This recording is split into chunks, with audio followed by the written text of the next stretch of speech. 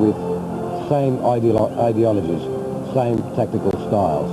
What does that mean? Well, it all points towards a very tight encounter, particularly when you consider what's at stake here. But I think a big thing going for the Scots is the fact that they've got a good goalkeeper between the sticks and Jim Leighton, but for whom Brazil may have cruised to a more comfortable win, and poor old Tommy Boyd would have been spared the ignominy of deciding that game with his own goal, because he wasn't fine fiddle that game. Not so the Moroccan goalkeeper against Norway. He put 2 goals on a plate for the Norwegians and threw them a lifeline. So the Norwegians will be relying on themselves to score their goals, if you like, tonight, and that may prove decisive. On top of that is the fact that Solskjaer is not starting tonight, and Norway have not lost with him in the starting lineup. So having taken him out might mean that fate will go Scotland's way. They've got to get through to the second round before too long. A proud footballing nation like Scotland cannot keep exiting the World Cup in the first phase. So sooner or later, fate's got to be kind to them. It may be that today their fortunes turn around with this game, but it's going to be very tense. So much riding on the game. We're hoping for an open one, but we really shouldn't expect one. All right, Andy, Tracy, thank you. Let's go to the national anthems, and then our commentator at the Stade de la Bourgeois will be Paul Williams.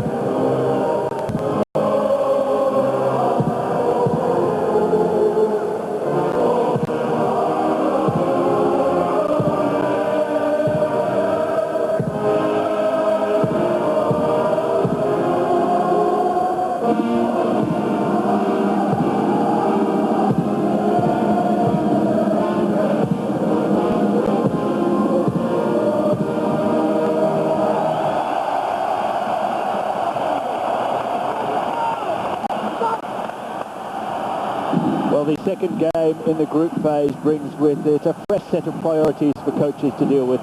Defeat is out of the question for Scotland, who lost their opener against Brazil. Similarly, Norway, who at least have a point to show so far, but they must face Brazil next. And a win here may be enough for them to advance, even with a loss to the Brazilians. Bordeaux is the venue for the second time in France 98. The Stade de l'Escure is packed with Norwegian and Scottish fans. They have already been treated, the French supporters from Bordeaux that is, have already been treated to a terrific game here when Italy drew 2-2 with Chile a few days ago. And perhaps another exciting match in store for them here with these two nations that need so much. For Scotland, Craig Brown has resisted the temptation to adjust his team for a totally different style of opponent. Colin Hendry, the captain, is likely to mark Norway's sole striker, allowing Colin Calderwood to push forward. So much so depends on John Collins in midfield.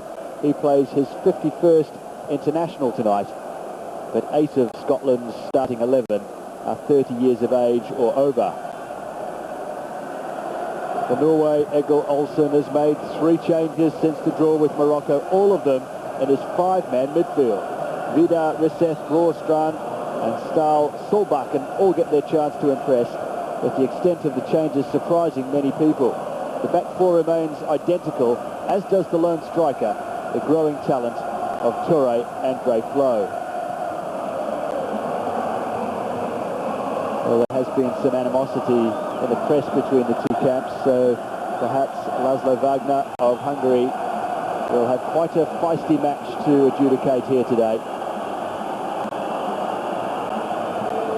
Craig Burley in particular from the Scotland camp has been having a go at Egil Olsen for some of the comments that the Norwegian coach made in the press about the Scottish team. Olsen said that the Scots were by far the worst team in the group. Really wrote them off as a potential qualifier for the second round, and of course there's nothing more likely to stir up the Scots than someone running them down, so it may have been a move by Egil Olsen that he will live to regret.